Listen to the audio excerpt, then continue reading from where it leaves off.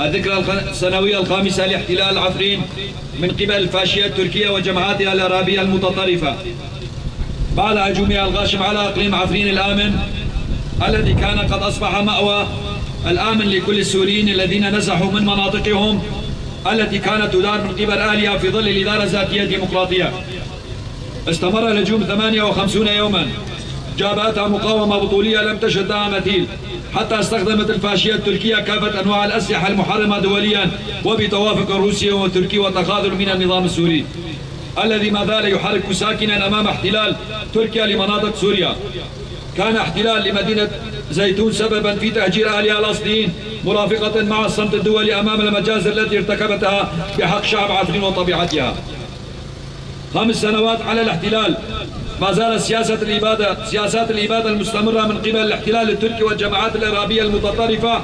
بحق من تبقى في بيوتهم في عفرين، وسياسة التغيير الديموغرافي وبناء مستوطنات والنهب والقتل والاعتقال وسرقة الآثار وقطع الأشجار في محاولة لتكريس الاحتلال ومحو ملامح مدينة زيتون التاريخية.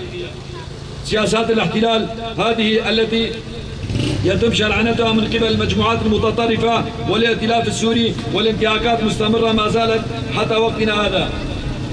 التي كشفت عن وجهها الحقيقي من خلال سياسات التدريك التي تمارسها مع الكوارث الزلزال الأخيرة التي تعرضت لها مناطق عفرين وخاصة جنديرس، وارتكابهم جرائم ضد الإنسانية بترك المدنيين الأصليين تحت الإنقاذ في مواجهة الموت دون القيام بعمليات الإنقاذ وفتح المعابر أمام الإدارة الذاتية الديمقراطية لتقديم المساعدات والعون لمنكوبيه، وما كانت إلا استمرارية لجرائم الحرب التي تمارسها الدولة التركية لإفراغ المنطقة من سكانها الأصليين واستغلالها لهذه الكوارث لاستكمال مشاريع الاستيطان بدعم قطري وأطراف أخرى. ونؤكد بأن بدايات أي حلول الأزمة السورية هي إنهاء الاحتلال التركي لمناطق شمال وشرق سوريا ووقف الانتهاكات واستهداف لمناطقنا في شمال وشرق سوريا. كما نناشد القوى الوطنية السورية بضرورة العمل وفق المصلحة الوطنية بإنهاء الاحتلال التركي على الأراضي السورية، حيث أن احتلال عفرين والمناطق المحتلة الأخرى كعزاز وجرابلس وسريكانية وجريتسبي هي اقتطاع من الأجزاء الجغرافية السورية وتمزيق للنسيج المجتمع السوري،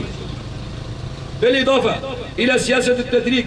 وهذا بدوره يشكل عوامل عدم الاستقرار والأمان في عموم سوريا وتعيق لأزمتها، وعلى النظام السوري الكف عن سياساتها التي تهيئ لتكريس الاحتلال التركي عبر محاولات المصالحة والتوافق بينها وبين المحتل التركي وبدعم مباشر من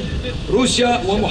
من أجل محاربة المشروع الديمقراطي. ونطالب بإنهاء الحصار المفروض على شعبنا المهجر في مخيمات الشعبة والشيخ مقصود وحلب، والالتفاف إلى مطالب وطموحات الشعب السوري في بناء سوريا ديمقراطية لا مركزية تصون لجميع السوريين والحقوق والواجبات والحياة الحرة الكريمة.